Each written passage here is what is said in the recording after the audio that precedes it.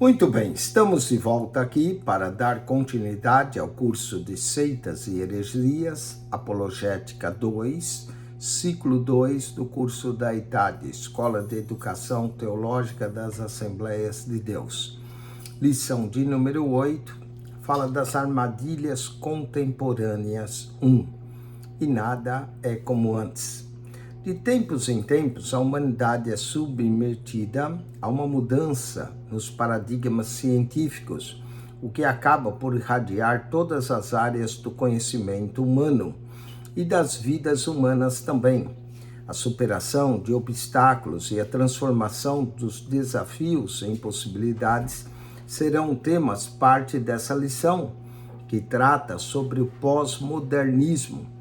Mas era necessário citar agora tudo que parece mudar radicalmente a cada período da história do mundo.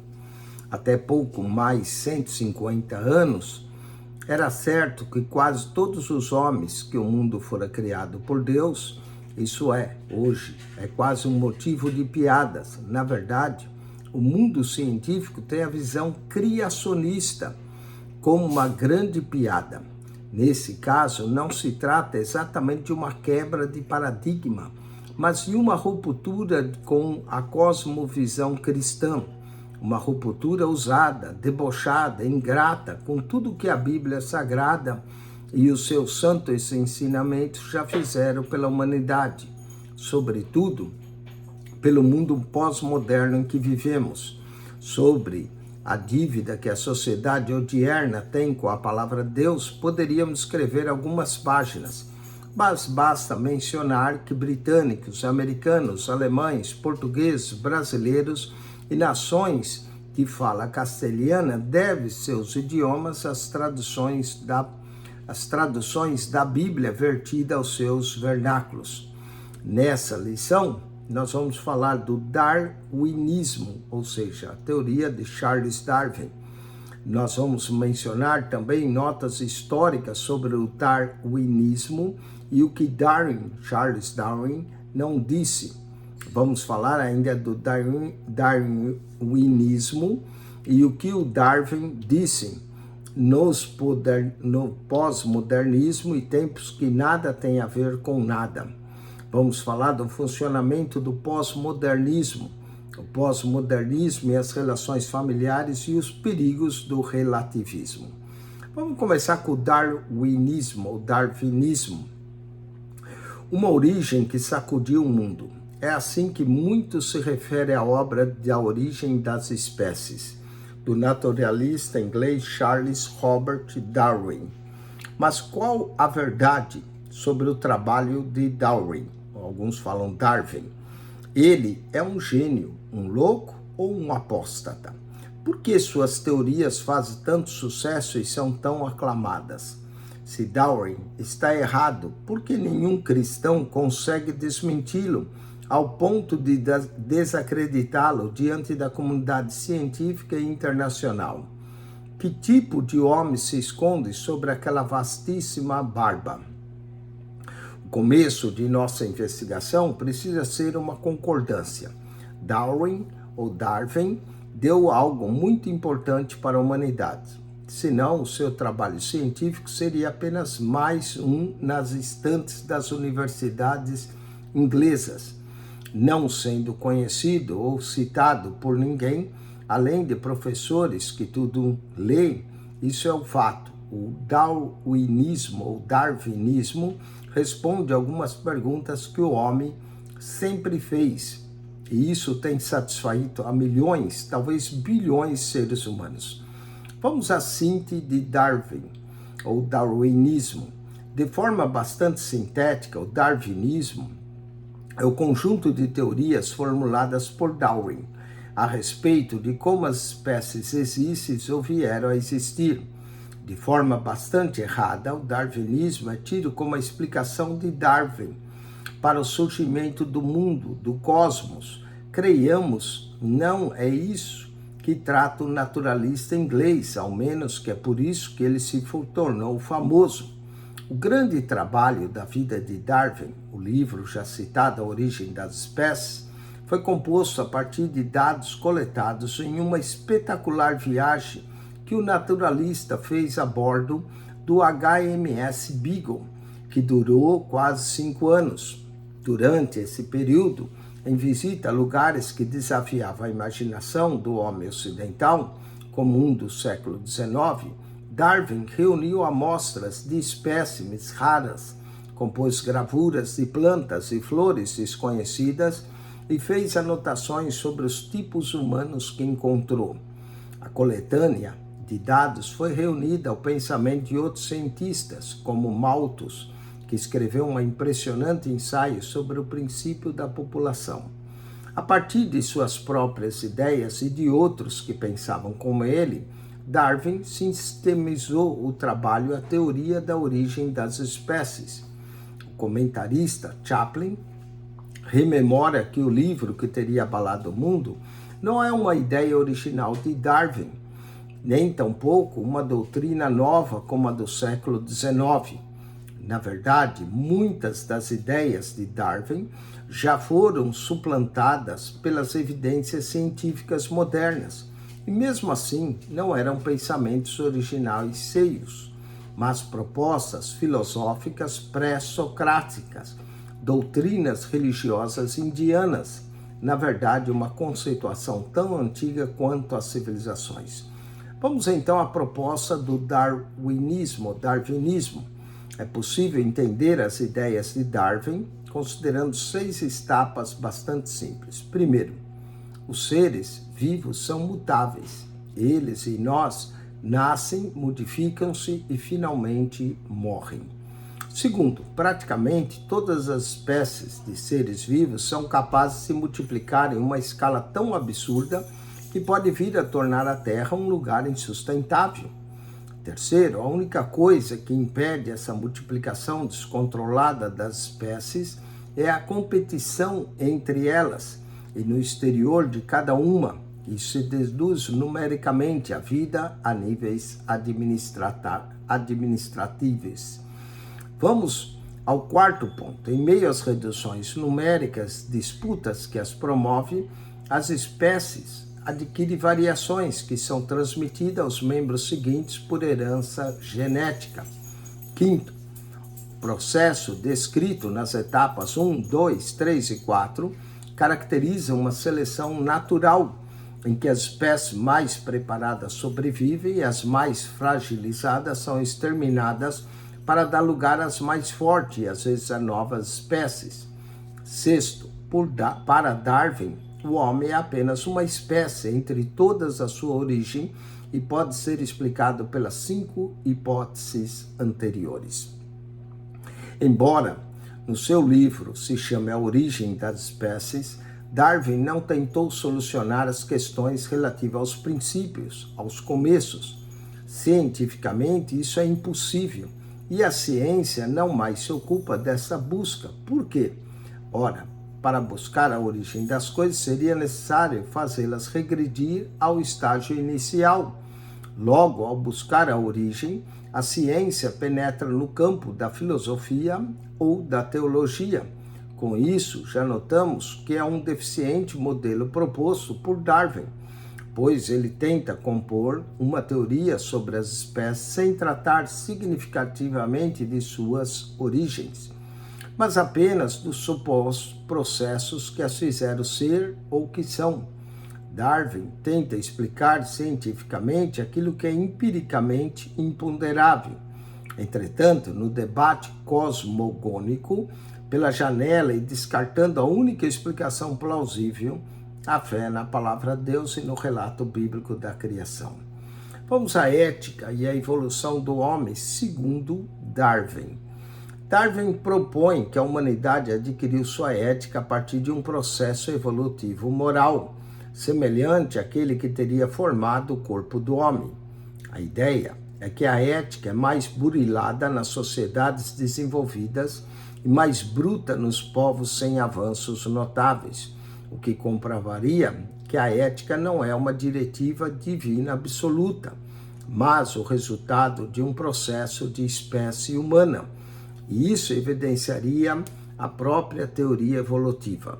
É preciso assumir que o desenvolvimento tecnológico e científico nos leva a questões impensáveis há 20 ou 30 anos, mas isso não dá o direito de afirmar que o homem seja resultado de processos terrenos. O ser humano tem uma dimensão superior à própria Terra onde vive e ao próprio universo. Qual é, portanto, a falha da argumentação de Darwin a respeito da ética como fruto e como prova de evolução? Darwin não considerou em seus estudos a alma do homem. Era como se ele nem acreditasse no ser humano propriamente dito, mas apenas em seu corpo. O naturalista se ocupou de tentar explicar o corpo, desassociando de sua parte imaterial indispensável, que é a alma e o espírito. Vamos aos exercícios do texto 1. Marque C para certo e E para errado. O darwinismo consiste, em termos sintéticos, no conjunto de teorias elaboradas por Charles Darwin sobre como as espécies existem ou vieram a existir, certo? Darwin é atribuído acertadamente a explicação sobre o surgimento do mundo, o cosmos, razão pelo que o tornou célebre, certo? Darwin afirma que a humanidade adquiriu sua ética por meio de um processo evolutivo moral. Assim, a ética não é uma diretiva divina, mas um pouco desenvolvido na espécie humana, certo? O grande acerto da teoria de Darwin está em desconsiderar a alma em seus estudos, analisando o corpo e relegando as partes imateriais do homem, alma e espírito, certo? Vamos ao texto 2. No texto 2, você vai encontrar uma foto de Charles Darwin com uma barba bem comprida, o Darwin. Notas históricas sobre o darwinismo e o que Darwin não disse. Charles Darwin, vamos falar do personagem. Darwin nasceu na Inglaterra em 1809 e morreu em 1882. Ainda menino, aos 8 anos, tornou-se órfão por parte de mãe. Como sua família era muito tradicional e abstrata, seu pai o enviou para uma escola em tempo integral. Mais tarde, quando em condições acadêmicas e de idade, Darwin passou a acompanhar o pai, que era médico. Nos atendimentos que prestava à população pobre da cidade em que moravam, o pai de Darwin pretendia torná-lo médico, mas o jovem demonstrou pouca tolerância aos métodos cirúrgicos brutais e invasíveis da época. O pai, então, o transferiu para a faculdade de teologia. Afinal, à época, os clérigos eram razoavelmente bem remunerados e Darwin poderia ter um futuro tranquilo. Ele gostou da ideia, pois muitos dos clérigos eram naturalistas. Afinal, fazia parte de suas atribuições estudar o mundo criado por Deus. Dessa forma, Darwin encontrou uma maneira de desenvolver sua aptidão pelas coisas da natureza. Vale dizer que Darwin era deísta, cria em Deus sim, e também era naturalista. Após outras idas e vindas acadêmicas, Darwin finalmente se alocou entre os estudantes naturalistas e geólogos, onde reuniu condições para continuar seus estudos e explorações. A bordo do HMS Beagle, Darwin aguardava a oportunidade de tornar parte em alguma missão exploradora de relevância. Ele já pudera participar de uma viagem que mapeou o país de Gales, mas era pouco. Finalmente, por indicação de um conhecido, Darwin foi convocado a acompanhar o capitão Robert Roy, do navio HMS Beagle, em sua expedição de mapeamento da América do Sul. Essa viagem durou 4 anos e 9 meses e foi o período mais empolgante da vida do naturalista. Durante esses anos, Darwin teve contato com fósseis, regiões secas que já foram alagadas pelo mar, animais e plantas desconhecidas. Em suas observações, passou a notar determinado comportamento padronizado nas espécies, mesmo as desconhecidas. E isso levou à conclusão de que todos os animais estão conectados de alguma forma, em algum grau, a um tronco genético único. É como dissemos, Darwin não estabeleceu a origem dos animais, mas comentou o tempo e as condições presentes, propondo interligação entre as espécies. De volta à Inglaterra, Darwin evitou comentar suas conclusões fora dos círculos mais íntimos, pois sabia que poderia ser censurado por suas ideias antibíblicas. Mas quando soube que outros cientistas publicaram um estudo com proposta semelhante às suas, decidiu tornar público o seu trabalho.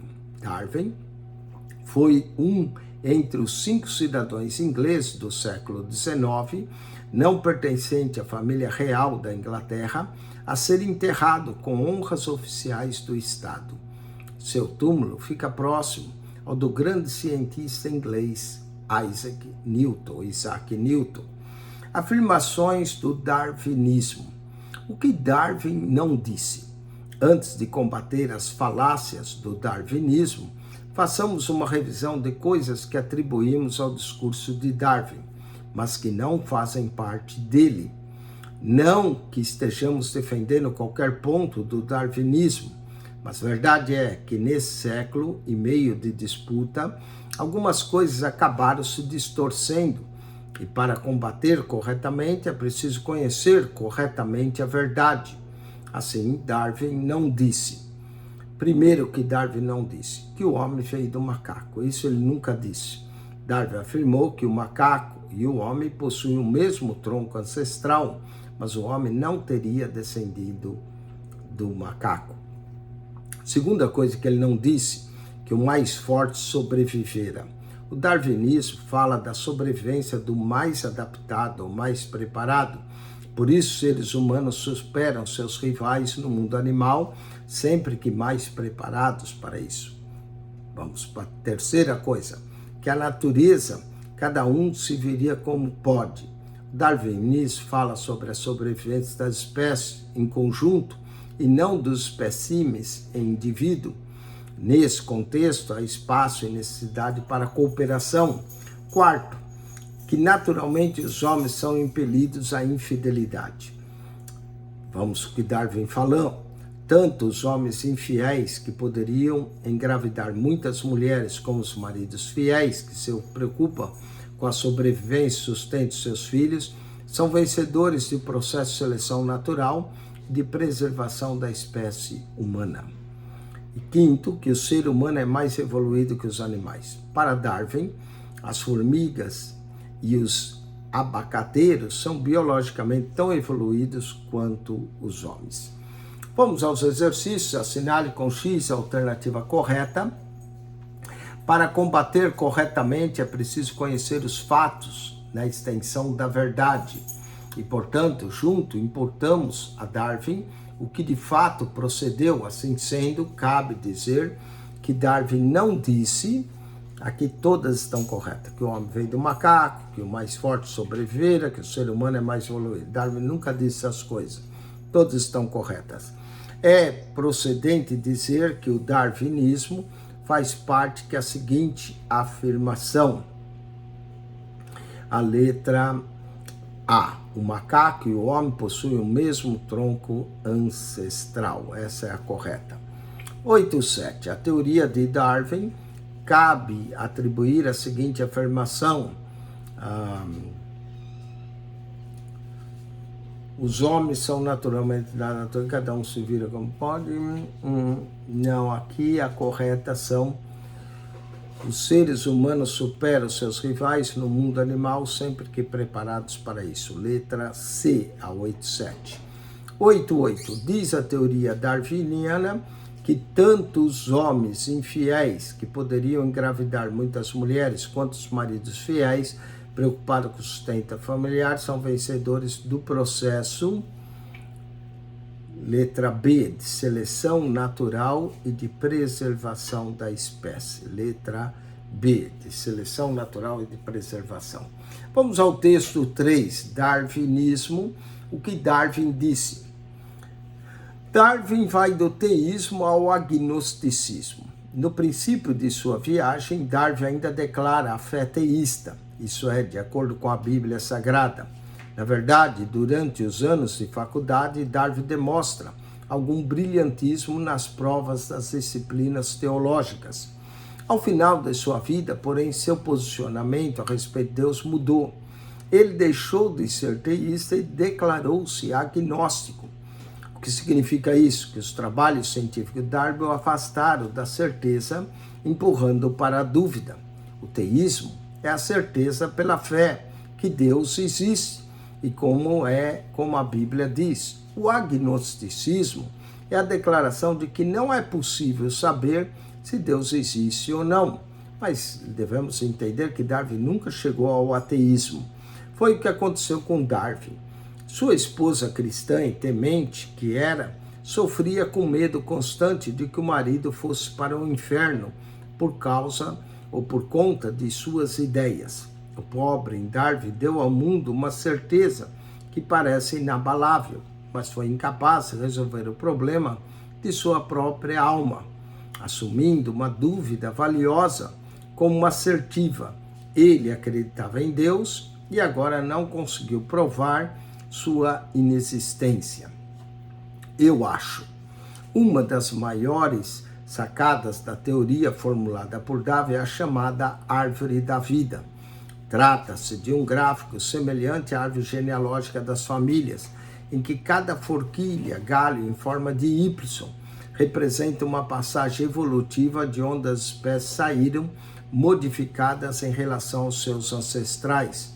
Utilizando de um método chamado anatomia comparada, ele conclui que a pata do urso, dos símios, macaco e o braço humano são deveramente semelhantes. Logo, essas três espécies descenderiam de um mesmo ramo da árvore da vida. Isso é o que todos dizem da teoria de Darwin. Agora, o que ninguém fala nos alfarrábios originais de Darwin, logo acima do esboço da árvore da vida, ele escreveu: eu acho. O naturalista não tinha a menor certeza a respeito de sua teoria, simplesmente achava, de forma que ele usou o achismo. Darwin intuiu corretamente, mesmo antes dos avanços na área genética, que os ancestrais transferem aos descendentes características hereditárias. Por isso, ele é louvado na comunidade científica, como qualquer pai do século XIX ou XVIII ou anterior, que não soubesse que os filhos levam nele as características dos progenitores. Mas ainda assim, Darwin é respeitado por isso. No entanto, é extraordinário que a mesma comunidade científica, que julga ser meritório o fato de um naturalista inglês haver acertado a conclusão sobre genética e hereditariedade, o questione por falta de segurança e falta de provas qual é a grande propósito de sua teoria, a árvore da vida. Ele achava que estava certo, só achava, usou o achismo. O darwinismo é incompatível com a Bíblia. Devemos reconhecer a total incompatibilidade entre a teoria darwiniana da evolução e as Sagradas Escrituras. Se é destruída a fé na existência de Adão e Eva, então todo edifício da fé cristã cai por terra, porque se a evolução é verdadeira, então Adão e Eva não passam de mitos e jamais existiram. Se Adão e Eva não existiram, então jamais existiu a queda do homem.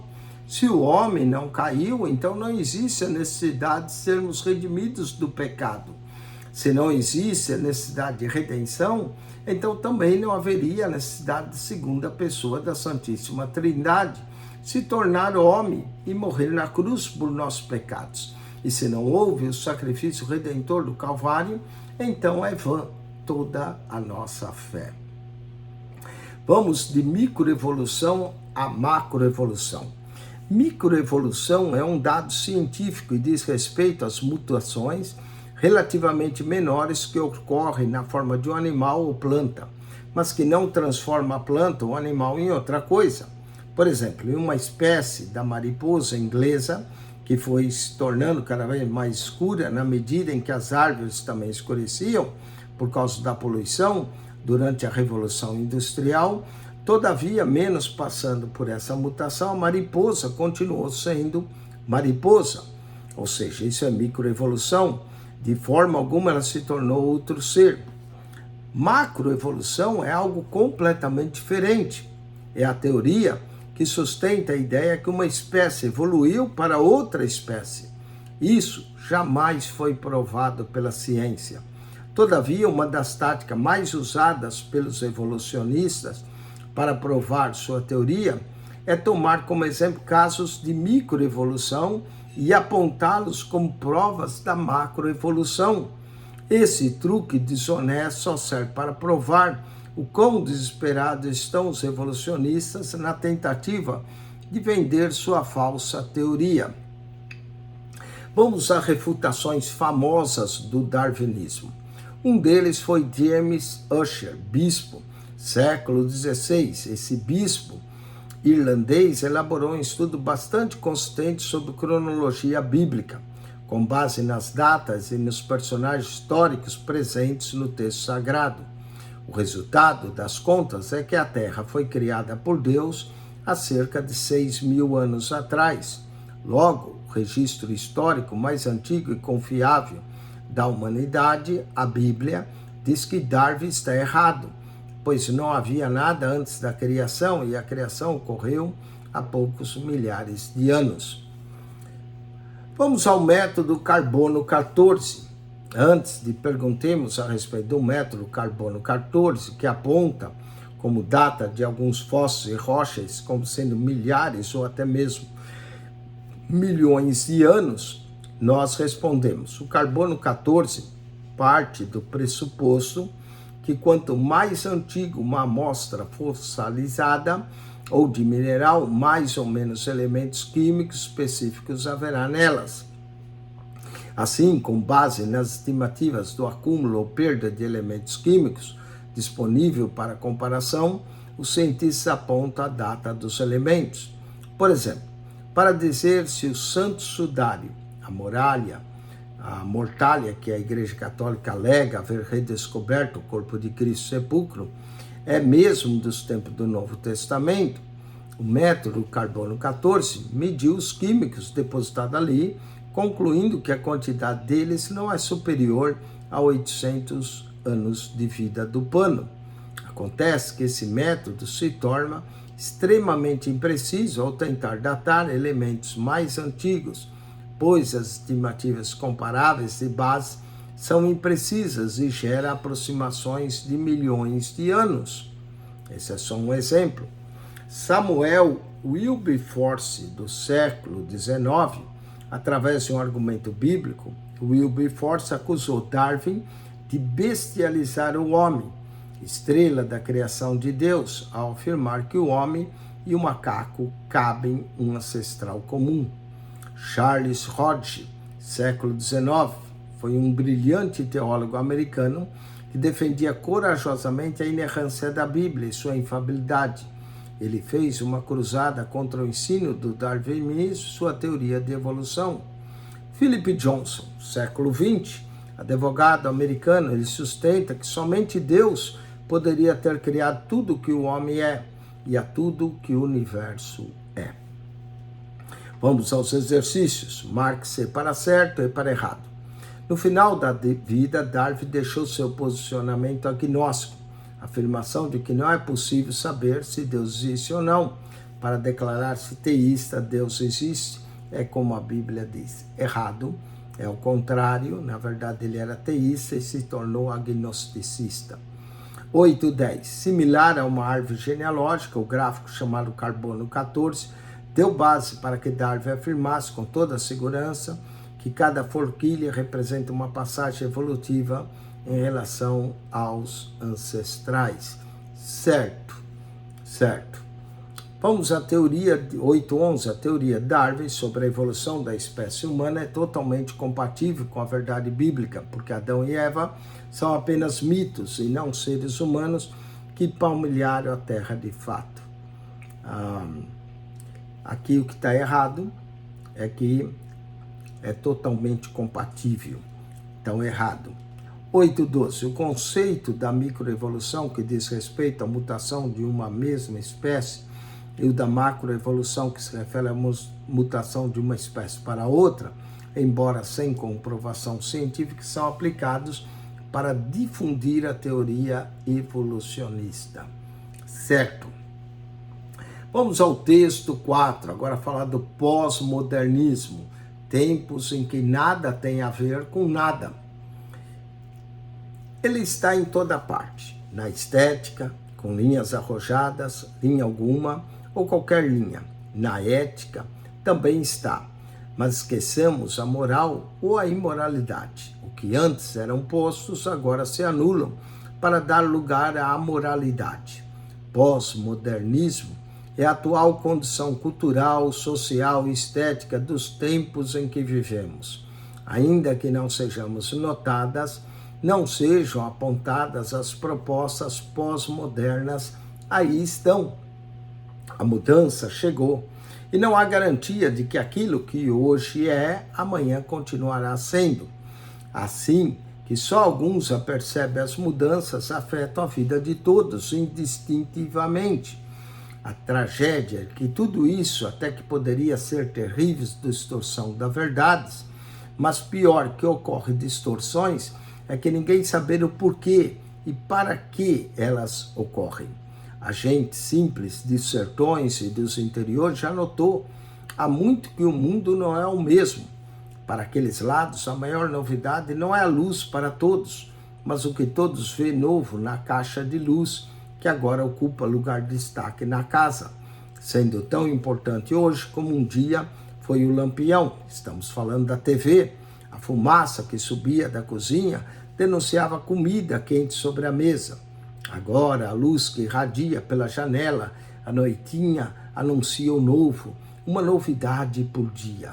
Televisão? Como chegamos a isso? Ou seria melhor, como isso chegou a nós? Caminhamos para o pós-modernismo, ou foi ele que nos encontrou? Os dois de cá, a humanidade andava trôpega. É assim que ela caminha. De lá, o pós-modernismo viaja silenciosamente pelos cantos, na sombra, sorrateiro, esgueirando de lá e cá. Desde os primeiros instantes do mundo, ele estava lá. E agora, quando se aproxima o fim dos tempos, ele está por aqui mesmo. Vamos à síntese do pós-modernismo. De tempos em tempos, anuncia-se a quebra de paradigmas, de tabus. Justamente isso, um após outro milênio, provocou a apoteose, poderíamos dizer advento, mas ele sempre esteve aqui. Do pós-modernismo, cada mudança de padrão era seguida e fazia seguir por um salto tecnológico. De onde estamos, do alto de nossos milhares de anos de ciência multiplicada a tecnologias que parecem toscas, mas em algum lugar do passado elas derrubam modelos. O progresso não é pecado, é pecaminoso progredir sem a cruz. Não há nada de errado com a tecnologia, mas ela é um erro quando desenvolvida distante de Deus. Uma vez que a humanidade encontra-se distanciada de Deus desde a sua queda, o subproduto humano chama-se ciência. Só poderia mesmo estar longe do Criador e conduzir o homem para mais longe ainda. Não seria possível dizermos que a tecnologia e o pós-modernismo são irmãos, pois são filhos de pais distintos. A tecnologia é filha do homem, o pós-modernismo é filho do mal. Mas andam juntos, irmanados pela dependência que tem um do outro. Este só é forte por causa daquele, e aquele faz aumentar por conta desse.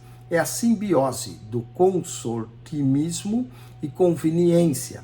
Na esteira do avanço científico vieram as ideias de uma proposta relativizadora de tudo, enquanto parecia ser inalterável, inclusive a última barreira a ser vencida, o tempo. Vamos aos primeiros paradigmas. Determinismo e possibilismo geográfico. Já nem parece obscuro, muito menos paradigma, mas se um dia o foi por pouco. No Éden, o homem tinha todo mundo ao seu dispor e o perdeu. Expulso do jardim, a natureza era outra, se tornou hostil. O primeiro paradigma foi dominar sem Deus a terra, os animais e a geografia e o clima. No suor do rosto comerás o teu pão. Gênesis 3,19. Quando da queda pelo pecado, que era fartura e facilidade, tornou-se obrigação braçal. O manejo sobre os rebanhos era também algo a ser aprendido, uma vez que a própria sobrevivência da raça humana dependia disso. De tão fácil que isso nos é hoje, nem parece ser um paradigma, o manejo do enxadão, ou instalar o cipo de boi, mas foi. Não muitos anos se passaram, a humanidade em Caim e Abel já dominava o que disso necessitava para sobreviver. O desconhecido já estava então sob o domínio do homem. Ao encontrar-se pela primeira vez em relação de vantagem quanto aos desafios do homem, pela segunda vez peca. Caim retém sua produção, o que por ser tão boa não deveria mais ser entregue a um Deus que não a produziu. Metrópole, uma ferramenta pós-moderna adiada. Se a terra era nossa, todo mais poderia ser. Se os fortes bois são nossos servos, por que os fracos homens não poderiam ser? Então, é preciso ser o mais forte, é preciso que todos sejam um. Em Babel, lugar em que planeja pela primeira vez ver construir uma torre que chega aos céus, a desordem pós-moderna tenta o bote definitivo, dar fim a toda espécie de limites que circuncidam o homem. Deus diz, eis que o povo é um, e todos têm uma mesma linguagem. Isso é apenas o começo, e agora não haverá restrição para tudo o que tentam fazer. Gênesis capítulo 11, verso 6. Os detratores do Criador estão uma demonstração vil de tirania da parte de Deus. Mas não, o Senhor está sempre protegendo o homem de seu desejo de ser ilimitado. Deus está protegendo o homem de si mesmo. A ideia de aglomeração aguardaria um pouco até acontecer, e aconteceu, basta vermos as metrópoles de hoje e as de ontem. Distância. Depois de dominar a terra, era a vez de domar sua extensão. A bem verdade, esse paradigma perdurou milênios, sendo perfeitamente superado em nossos dias. O famoso escritor C.S. Lewis provocava os garotos do fim do século XX, dizendo que eles jamais teriam noção do tamanho de nosso planeta. Lewis fez lembrar as longas viagens marítimas a bordo de transatlânticos. O que é uma recreação no passado era a única opção. E o que dizer das antigas Marias Fumaça que entravam para o imaginário coletivo como símbolo de uma era romântica e de progresso agridoce. Nesses veículos, cada quilômetro vencido tem um cheiro de sabor únicos, enquanto que a enorme lagarta de ferro se alastra sobre os trilhos, o barulho dos vagões, o som dos tormentos e o ruído do metal das rodas contra as barras de ferro de linha não deixe que os viajantes se esqueçam de que o caminho está sendo palmilhado em todos esses centímetros que o compõem. Quanto mede 1 quilômetro? Quem andou nas estradas de terra a bordo das velhas jardineiras sabe melhor do que os passageiros modernos de automóveis. Tudo porque o século XX lançou as distâncias ao Museu dos Desafios. Tudo é perto, tão perto quanto uma turbina supersônica o pode fazer. Velocidade, ao mesmo tempo que encurtava distâncias, o homem sobrepunha o que parecia ser a fronteira final. Aliás, as distâncias não foram superadas propriamente pelos meios de transporte, e sim pela velocidade em que esses meios se locomoviam. No ano de 1908, o mundo foi surpreendido pela popularização do automóvel. O famoso Ford T chegava às ruas, trafegando a impressionantes velocidades de 60 km por hora. E com o passar de tão poucos anos, a questão já não era mais a distância a percorrer, mas em quanto tempo percorrer essa distância. Finalmente, o homem supera outra vez. Em 14 de outubro de 1947, Chuck Yeager, major da Força Aérea dos Estados Unidos, viajou mais rápido que o som, um avanço e tanto para a humanidade. Se pensarmos que aos 80 anos antes, as primeiras locomotivas circulavam pelos Estados Unidos e Europa e também no Brasil a incrível velocidade de 40 km por hora. Muitos estudiosos e mecânicos afirmam que o limite da velocidade para as máquinas inventadas pelo homem seria apenas de 80 km por hora. Ora, no ano 664 a.C., o profeta Naum, ao predizer a queda de Nínive, parecia antever que o homem trafegaria em máquinas rápidas e velozes, dizendo: os carros passam furiosamente pelas ruas e se cruzam velozes pela praça, parecem tochas, correm como relâmpagos. Naum 2:4.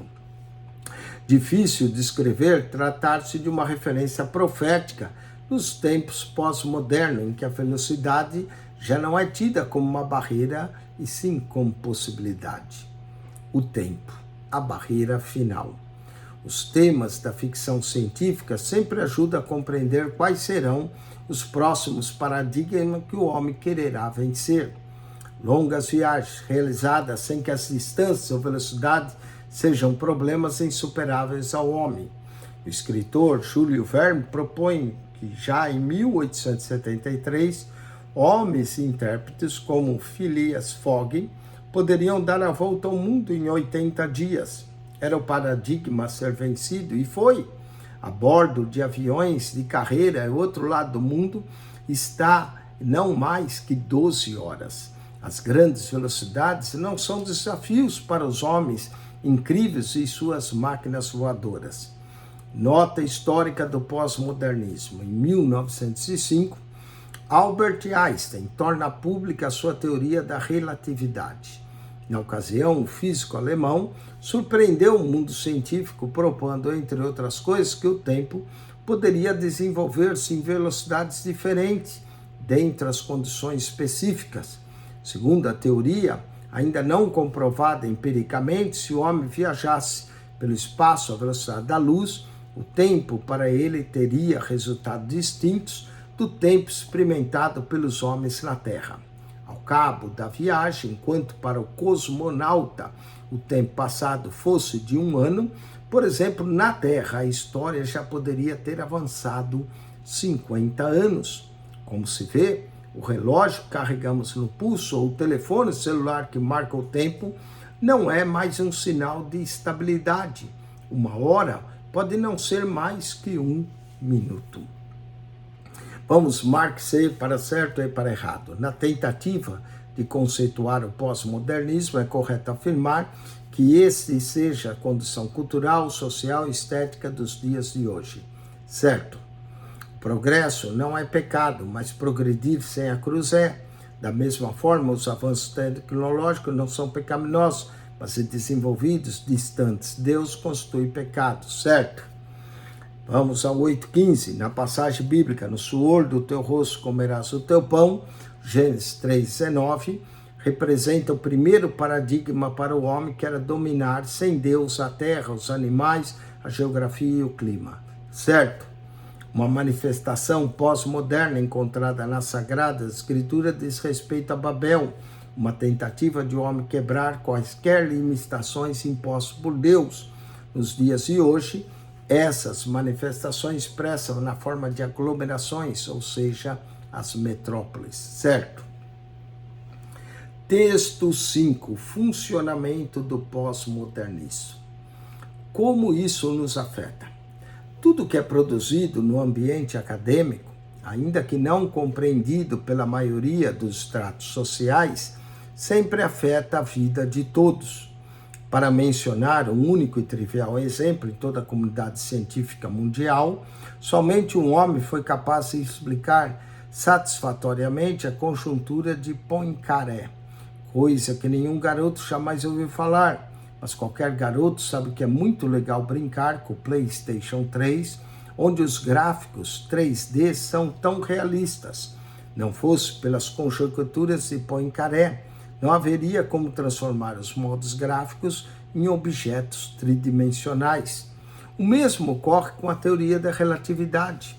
Por ela, uma vez que o próprio tempo a chama quarta dimensão, passou de qualidade absoluta e passível de relativação.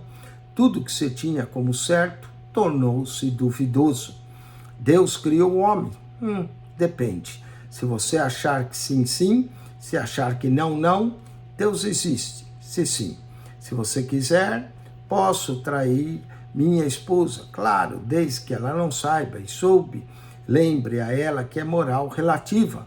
O que é possível e aceitável que o sexo seja sem amor. Afinal, se passar para amar, não é preciso sexo. Para o sexo não é necessário o amor. O sexo sem amor não é traição. É o que alguns dizem. Como as mensagens pós-modernas chegaram até nós.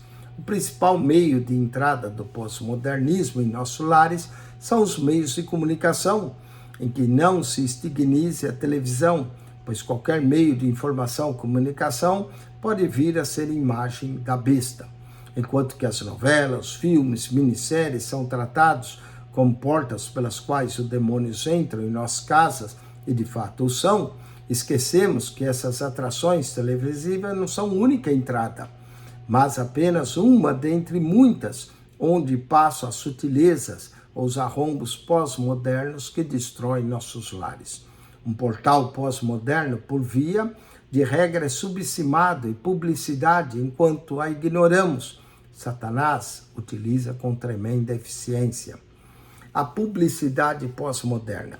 Os exemplos de filosofia pós-moderna presente nas publicações são muitas, e quase que incontáveis. São muitos esforços, reunimos alguns mais significativos, e certamente o aluno irá lembrar de outros. Por exemplo, Free, cada um na sua, mas com alguma coisa em comum. Relativismo. O Boticário, pode ser o que quiser. Exarcação das liberdades individuais. Doge, agarre a vida. Hedonismo. Fiat, está na hora de você rever seus conceitos. Quebra de paradigmas. Visa, porque a vida é agora. Imediatismo. Adidas, impossibilidade não é nada. Desvirtuação de regras ou limites. Renner, você tem o seu estilo. A Renner tem todos. Estabelecimento de verdades pessoais. Toda essa propaganda brasileira é tida como uma das melhores, em alguns assuntos, até a melhor do mundo. Nós, publicitários, somos campeões em premiações internacionais em todo o globo. Nesse ambiente de efervescente produção, ideias incendiárias do pós-modernismo, instala e infiltra-se a maioria das pessoas cristãs sem se dar conta, reconhecendo que os olhos de alguns e talvez seus próprios, algumas das explicações para determinismo e slogans acima citados parecem um tanto quanto exagerados, algo mais próximo de uma teoria da conspiração e muito assemelhado a uma apologia da fé. Mas o aluno deve ter ciência de que é exatamente isso que o espírito do anticristo quer, o espírito pós-moderno, quer que você pense. Satanás quer muito ouvir de seus lábios que isso não tem nada a ver. Nós estamos propondo ao aluno que isole-se da civilização, se desfaça de sua televisão, queime seu computador em praça pública e arremesse seu celular no ribeirão mais próximo, como diria o próprio apóstolo Paulo. Para vivermos sem qualquer contato com os pecadores, seria necessário sair do mundo. 1 Coríntios 5, 9 e 10. Portanto, abramos nossos olhos espirituais e vejamos o que está entrando pela tela de nossa televisão, em forma de propaganda, no intervalo de um documentário tão interessante ou de um filme até que parece ingênuo. Caso Nebacetim. Um exemplo recente que aqui vamos discutir é o caso da pomada Nebacetim, veículo do início de 2009, um filme publicitário com o título Famílias, onde diversos núcleos familiares eram mostrados no cuidado de seus filhos. No final, o telespectador é surpreendido com um casal gay carregando seu filhinho e dizendo cuidado dele com o Nebacetim. O argumento do filme diz: as famílias mudaram, é fato. A sociedade já reconhece os novos modelos de famílias. Nebacetin é uma marca que evoluiu com o seu consumidor e prova isso mostrando todo tipo de família no seu comercial. André Godoy foi o redator da agência. Vamos à música pós-moderna. Nesse âmbito de mensagem pós-moderna e seu veneno corruptor não são sutis. Na verdade, até qualquer outra fonte aqui, as águas da pós-modernidade jorram com muita força. Curiosamente, poucos pais, poucos mesmo, dão-se conta que seus filhos ouvem todas as vezes que se isolam do mundo como fones de ouvido. É uma conversa do diabo ao pé da orelha. Casos tribalistas. Em 2002, o Brasil rendeu-se aos tribalistas, as letras e baladas características que defendiam a liberalização plena, o relaxamento moral. Nas noitadas, moças e rapazes entregavam-se ao sexo casual, ao ritmo do já sei namorar. O HIT é uma onda de casualismo sexual e pansexualismo. Nas relações amorosas, sabe-se desde sempre que a mulher é louca por um compromisso. Mas enquanto o parceiro ideal não chega, cada vez mais moços estão aderindo a uma prática que já foi exclusiva dos homens, o sexo casual. Do tipo, uma vez só e adeus. No universo feminino, sexo sem compromisso virou algo mais generalizado do que qualquer época anterior, ocorre em qualquer faixa de idade e é praticado de maneira muito mais aberta, inclusive discutido com as amigas, que o fazem também. As adeptas das relações casuais têm até o hino, o hit dos tribalistas, já sei namorar. Observe, é só tocar o refrão. Eu sou de ninguém, eu sou de todo mundo e todo mundo me quer bem. O que as mulheres presentes se agitam e fazem coro. O legal do sexo sem compromisso é que você não se preocupa tanto com o parceiro, você pensa mais no seu próprio prazer. Depoimento de adepta. Sei perfeitamente separar sexo de amor. Beijinho, beijinho, tchau, tchau. Veja a revista Veja, edição de 1973, 12 de março de 2003.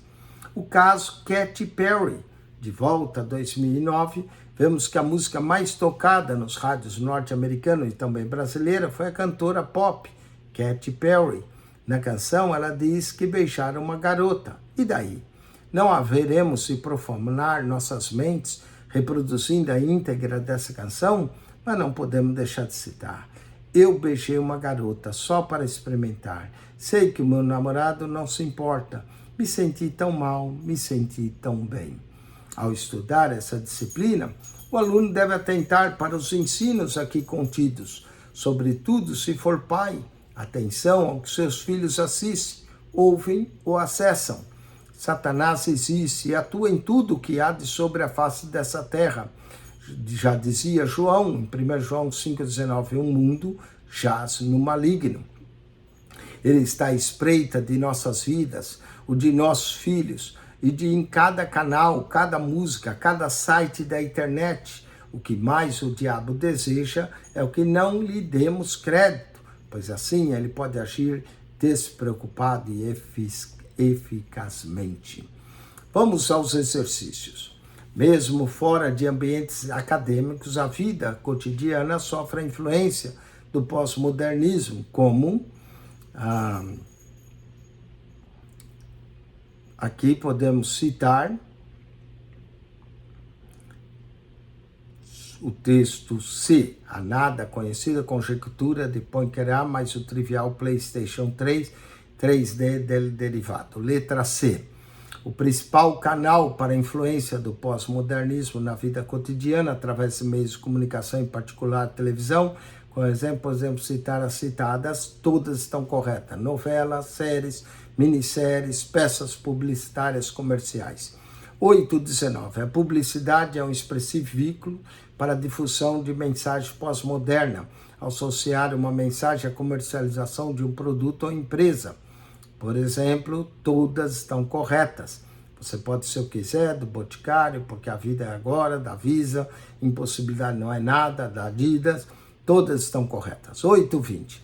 Outra forma de vinculação das mensagens pós-modernas até a música, como exemplo recente, a Tribalista com as letras, Já Sei Namorar, Katy Perry, todas estão corretas aqui também.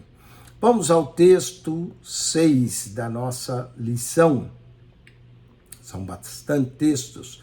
Vamos ao texto, então, 6 da nossa lição. Pós-modernismo e as relações familiares. A grande profecia pós-moderna chama-se relativismo. E ainda que seu nome não seja de todo conhecido, sua essência é por todos experimentado. Dentro de nossas casas, a enxurrada de mensagens pós-moderna produz efeitos devastadores, pois todas as relações familiares sofrem a influência da praga do relativismo. Marido e mulher, antes de discorrer a respeito de como o pós-modernismo afeta as relações maritais, é muito importante uma explicação. Acompanhamos atentamente se o pós-modernismo é uma proposta filosófica inconveniente e nociva. Alguém pode vir a supor por tudo o que existe antes do pós-modernismo fosse bom, portanto, mas isso é um engano. Lembramos que o mundo está tomado pelo maligno. Isso significa que o pós-modernismo não é saudável para os matrimônios. Já veremos o porquê. Mas que também as condições modernas ou pré-modernas não eram necessariamente boas, pois relegavam a mulher a uma posição social de desprezo. Logo, o correto para as relações maritais não é o pós-modernismo ou o ranço anacrônico machista da cultura judaico-cristã. O certo para as relações familiares é a Bíblia Sagrada. E vejamos, autoridade marital. O autor do Manual Estudo Aconselhamento Cristão da Faetade, Jacques Rosel, propõe um interesse exercício de reflexão sobre a estrutura de autoridade que o lar cristão em geral deve seguir, em espécie, na relação esposo-esposa. Ele diz assim: ora, há uma variedade de maneiras de estabelecer as estruturas da autoridade.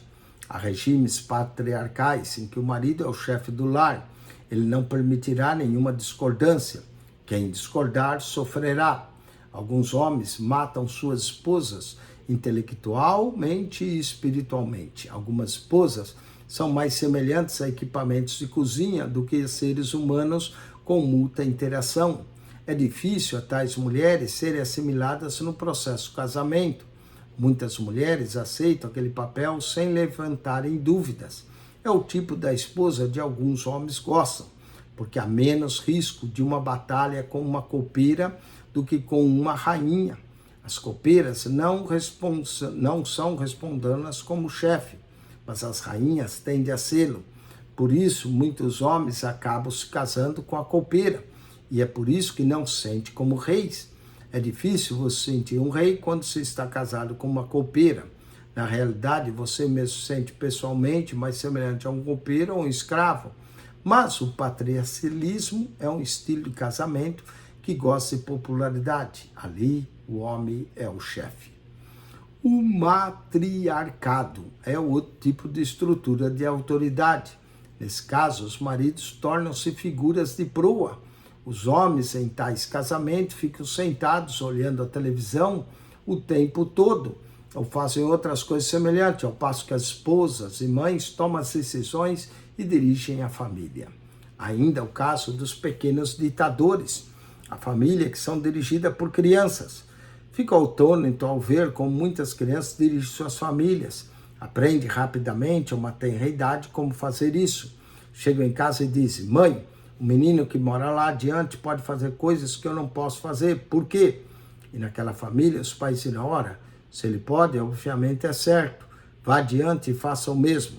Então as crianças se dão conta, os meus pais realmente sucumbem diante da pressão em um grupo. Isso é apenas o começo, mas é assim que as regras são determinadas por outra pessoa. Deixar outra pessoa determinar a regra é uma maneira agradável de evitar a responsabilidade e de evitar conflitos. Os pais não precisam brigar com os filhos. Esses são alguns dos sinais e sintomas apresentados pelas famílias comandadas por crianças. Além disso, É lógico, as famílias que têm anarquia, isso quer dizer que não existem regras, é cada um para si. A verdade para o casamento, portanto, não é o machismo, anacronismo, nem o feminismo desrespeitoso, nem o parâmetro bíblico para as relações humanas. Só pode chefiar a casa o homem que ama a casa, Efésios 5:25, Colossenses 3:19. Embora não seja um manual sobre a família, é muito importante que compreendamos que as heresias existem e elas afastam e afetam diretamente a nossa vida e família. Percebamos o ardil de Satã. Ele não pode obrigar a frequentar nos cultos herege, pois somos o tipo de crente que jamais entraria em outra igreja que não a nossa. Graças a Deus por nossa fidelidade de servos. Contudo, o diabo pode nos obrigar a assistir reuniões hereges. Não temos como evitar em um mundo herege e pós-moderno. Pode até viver harmoniosamente com o nosso cônjuge, pois fomos criados em um tempo em que o lar era uma instituição realmente sólida. Nossos filhos, porém, estão sendo educados por professores divorciados, muitos deles adúlteros, e certamente há também homossexuais entre os seus ensinadores. Para nossos filhos, todos os valores deturpados que nos fazem arregalar os olhos são tão comuns como a água na torneira. Eles se espantarão no dia em que não virem um casal gay se beijando nos corredores do shopping center. Pais e filhos, com o pós-modernismo, percebe a infância. Com sagacidade, o espírito pós-moderno sabe que a criança é um ser humano em pleno desenvolvimento físico, emocional e espiritual. Por isso, investe diretamente em nossos pequenos e nos tenta convencer também sobre a melhor forma de criar nossos filhos. A força da religião nas crianças está nos pais. A declaração acima indica quando as crianças são observadas e imitadoras de seus pais. Vejamos, por exemplo, o quanto são raros os casos de pais que frequentam numa religião enquanto permite que seus filhos tomem parte em outra. Normalmente, os filhos têm a mesma religião que seus pais, ou não têm religião exatamente como seus pais. Casos diferentes desses são a exceção.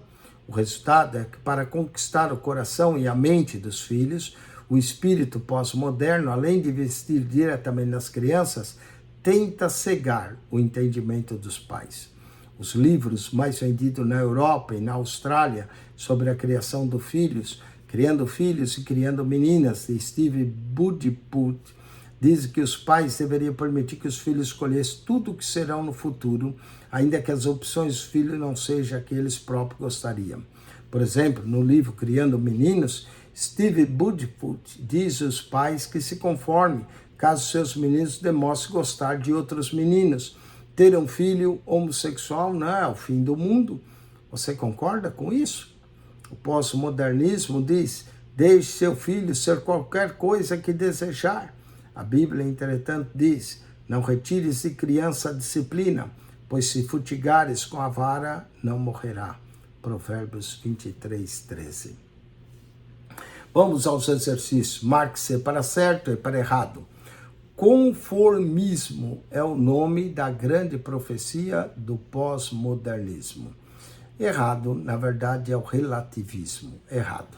Sendo o pós-modernismo um conceito filosófico nocivo, tudo que está estabelecido antes de sua influência era bom, sem intervenção do maligno sobre a humanidade. Novamente errado. O pré-modernismo também era maligno. 8:23. As relações humanas no casamento devem ser guiadas pelo parâmetro bíblico e não prevalecer o machismo e o feminismo. Certo. Por estar ainda em desenvolvimento, a criança não sofre nenhum tipo de influência pós-modernismo. Errado. Sofre muitos.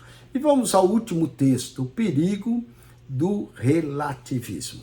Filosoficamente, o pós-modernismo fundamenta em sua argumentação como a proposta ideológica conhecida por relativismo, que é basicamente a afirmação que não existem conceitos absolutos, mas apenas ideias oportunas e convenientes a cada realidade, sobretudo as pessoais. Como acontece com todos os sistemas heréticos, O pós-modernismo tem como ponto de partida algum conceito correto, mas que se desdobra para o erro através do sigilismo, que é a arte da fala. Academicamente, Einstein provou que o tempo é uma dimensão passível de ser superada. Ele estava certo, considerando que Deus é o Pai da eternidade, conforme lemos em Isaías 9:6. Tomando essa premissa verdadeira como ponto de origem, o sofismo pós-moderno induz ao erro as demais áreas de conhecimento humano. A argumentação pós-moderna e relativista funciona assim. Se o tempo é uma dimensão relativível, isso é academicamente correto. Então, todos os outros valores humanos também são relativos. Mas aí está o erro. A partir de uma aparente verdade, o pós-modernismo constrói um erro terrível, como podemos aqui perceber. Com o relativismo espraiando-se para todos os campos do conhecimento humano, o resultado é a total perda de referências, pois nada há de absoluto e seguramente confiável. Se nem mesmo o tempo é como pensamos, como pode ser verdadeiro e confiável, o parâmetro moral sobre o qual as sociedades desenvolvidas foram edificadas. Se nem o tempo, o único valor absoluto de todas as culturas humanas é realmente total, absoluto, como pode ser que um único livro, como a Bíblia, seja capaz de apresentar tantas respostas e preceitos e serem de todos confiáveis? Se o tempo é relativo, a verdade também o é. Esses são os mecanismos de sustentação do relativismo. Não existe verdade absoluta. A crença. Cada ser humano é portador de suas próprias convicções e todas são filosoficamente válidas, independente das crenças do próximo, pois não há verdade absoluta a reger o mundo. O relativismo é, portanto, a possibilidade de que o adultério seja considerado pecado pelos grupos cristãos, mas aceitáveis pelos mais liberais. Apesar disso, cristãos e liberais estariam certos, pois a verdade é relativa. A refutação. As refutações ao pós-modernismo e suas teorias são muito interessantes, pois podem ser elaboradas tanto do aspecto lógico, filosófico, quanto da perspectiva bíblica. Em ambos casos, o pós-modernismo não resiste à análise, pois sua teoria é falha, em termos lógicos e refutáveis em termos bíblicos. Filosoficamente, o relativismo é uma sentença autoanulante, pois propõe algo que ela própria empenha-se em descredenciar. Vejamos disso. O relativismo, que não existe verdade absoluta. No entanto, a própria afirmação não existe verdade absoluta é uma sentença absoluta. E como nós dissemos, se a única verdade absoluta que existe é que não existe verdade absoluta, não é um contrassenso? Não é aqui uma contradição? Evidentemente que sim. Se afirmamos que a verdade não é absoluta, essa própria afirmação toma o posto da regra geral a toda verdade absoluta. Logo, filosoficamente, o pós-modernismo e o relativismo são ideias fracas e capengas, pois não resistem ao mais simples exame de verificação lógica, o da lei e da não contradição. Para que uma teoria seja aceitável antes de qualquer coisa, ela precisa fazer sentido em sua declaração basilar. Nesse caso, o relativismo é totalmente inconsistente. Em termos bíblicos, a situação do relativismo é ainda mais delicada. A Bíblia é incontestavelmente contrária ao pós-modernismo. O relativismo é refutado pelas palavras do próprio Cristo. Respondeu Jesus: eu sou o caminho e a verdade e a vida, e ninguém vem ao Pai senão por mim. Nesse verso, Cristo afirma não somente a existência de uma única verdade, pois a verdade, como declara-se, sendo essa verdade.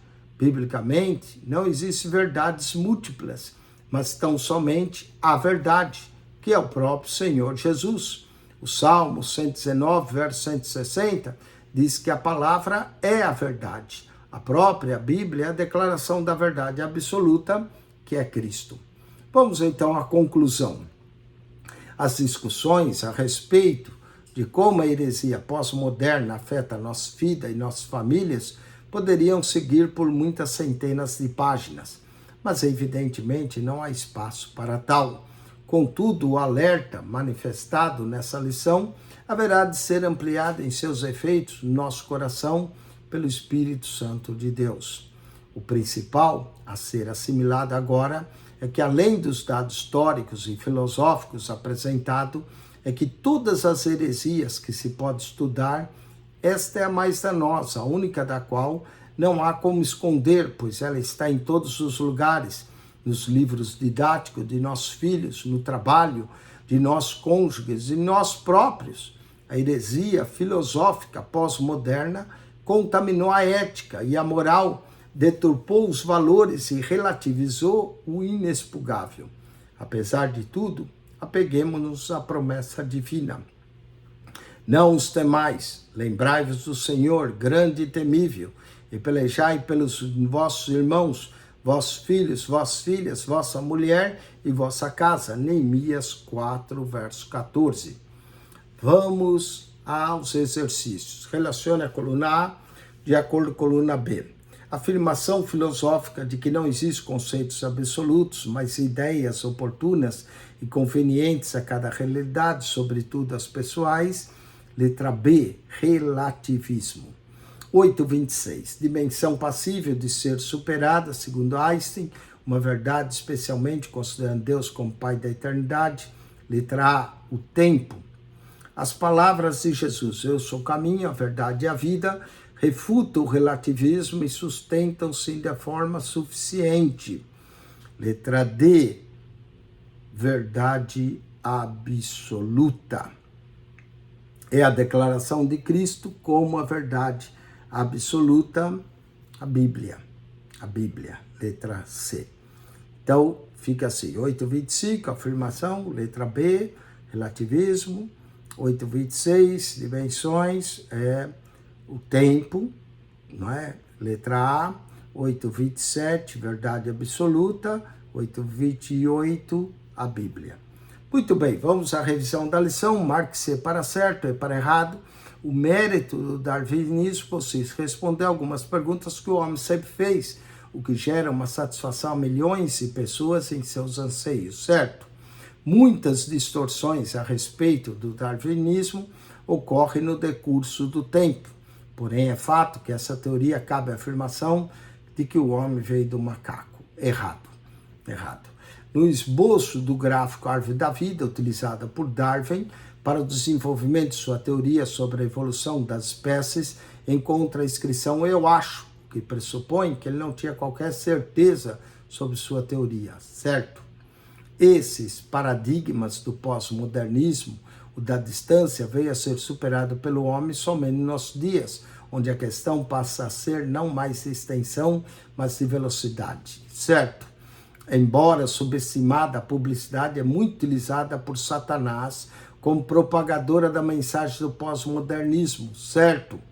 O espírito pós-moderno não investe nas crianças, devido a elas ainda estarem em fase de desenvolvimento. Errado, são as que mais sofrem. 8.35. O relativismo ensina que o pecado só é pecado entre os grupos que pregam contra ele. Entre aqueles que não pregam contra ele é aceitável, pois é verdade relativa. Certo, 8.35. Muito bem, vamos agora ao teste número 4 do curso Seitas e Heresias, Apologética 2 da ETAD. O teste 4 envolve a lição que nós estudamos 7 e essa que acabamos de ver, a 8. Então, o aluno vai responder questões tanto da lição 7 quanto da 8. Na lição 7, falamos da Avó Rosa e outras seitas, e essa aqui, o pós-modernismo e a teoria de Darwin. Vamos, então, ao teste. O aluno da ETAD tem acesso ao WhatsApp do aluno, e se você não é aluno e gostaria de se tornar, entre em contato conosco, não importa onde você está, se na Estados Unidos, na Costa Leste, na Europa, no Brasil, você pode estudar no nosso núcleo, porque as aulas são via canal do YouTube. A prova é digital e a plataforma do aluno para você acionar o material é toda digital. Então, ao se matricular, você vai receber o acesso à sua plataforma de aluno digital. E não só isso, nós iremos colocar você no grupo do WhatsApp e através do WhatsApp você pode acionar o teste sobre seitas e heresias e fazer o teste e obter a sua nota. Porém, se você só quer aqui ganhar informação útil para você, você não precisa se matricular, pode assistir os nossos vídeos, aprender mais e mais da palavra de Deus, aprender sobre seitas e heresias, totalmente grátis aqui no canal do YouTube. Só você acionar o nosso canal, o canal da Bíblia, PR Eugênio Piacentini. PR Eugênio Piacentini, o canal da Bíblia. Muito bem, vamos ao teste. O aluno da idade deve ir ao WhatsApp do aluno, clique ali no link da prova, a prova vai abrir e você vai fazer o teste 4. Vamos começar com a heresia sabeliana a respeito da Trindade.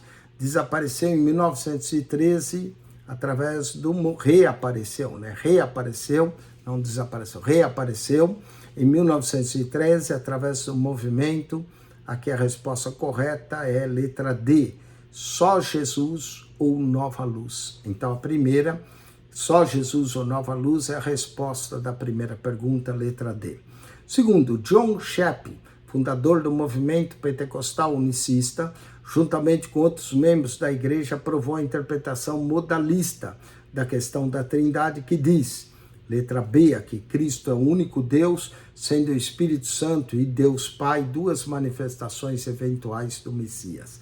Letra B, esse é o modalismo. 2. Vamos à terceira pergunta. Entre as inúmeras passagens que apresentam a doutrina da Trindade, temos todas, a confusão da língua de Babel, o batismo de Jesus, a grande comissão, todas apresentam a doutrina da Trindade. Letra D. Quarta, a igreja cristã, desde o seu primórdio, utiliza a fórmula batismal. Letra C, trinitária, menção do Pai, do Filho e do Espírito Santo. Essa é a forma batismal correta. Quarto, letra C. 5, agora é certo e errado. Vamos lá, os monoteístas unitários confessam crer em Deus Pai, Deus Filho e Deus Espírito Santo, mas relacionam somente uma das pessoas da Trindade. Certo. Letra 5 está certo. Letra A. Os grupos oriundos dos movimentos reformados preferem pregar sobre o Criador do que sobre o Espírito Santo, sob a alegação de que o tema provocaria conflitos. Certo. C está certo. Sétimo, a doutrina da Trindade econômica salienta particularmente o relacionamento entre as pessoas que compõem a Trindade. Errado. Trindade econômica não se preocupa com isso. Errado. Essa é uma das coisas que ela falha. Errado.